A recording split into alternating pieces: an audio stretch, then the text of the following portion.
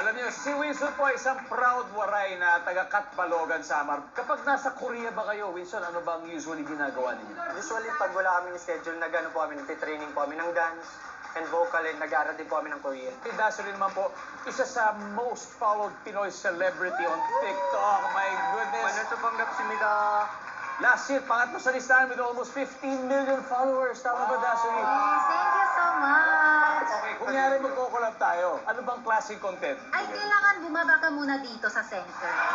Super dali lang to. Ano, Dassery? Ano gagawin natin? Turo kita ng ganito. Ganito. Dapat, kumanon ka. Oo. Kepot-kepot lang. Tapos Ganon. baliktad tayo. So, Tapos babalik 5, ko sa'yo. 6, 7, go. Ganyan ba? Go, Ganyan? baba. 5, Ganyan? 6, 7, go.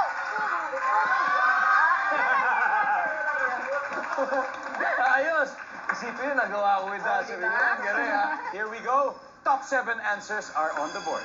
Kung maglalayas ang isang lola, name something na dadalhin niya.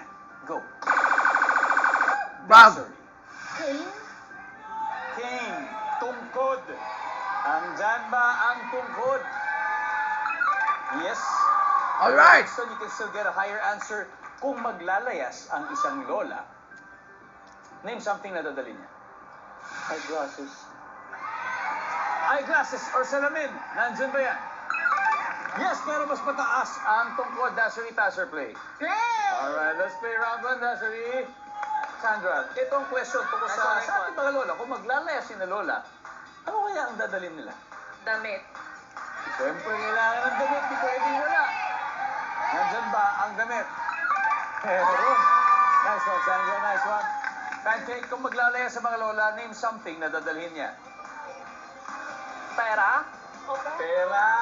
Siyempre. Mga basic. Nandyan ba ang pera? Yes. Sam? 3 more to go, Sam. Kung maglalayas ang isang lola, something na dadalhin niya. Pustiso. Siyempre, bago umalis, nalalagay mo muna yung postizo. Okay. Nice one, nice one. Dassery, ano kaya? Feeling ko, baon. Mga ano yung mga kakanin. Pagkain. O, pagkain, baon. Baong pagkain. Nandyan ba yan, survey? Nope. Sandra, ano ang dadalhin ni Lola kung maglalaya siya? Ano sa palagay mo? Siyempre, cellphone. Nandyan ba ang cellphone?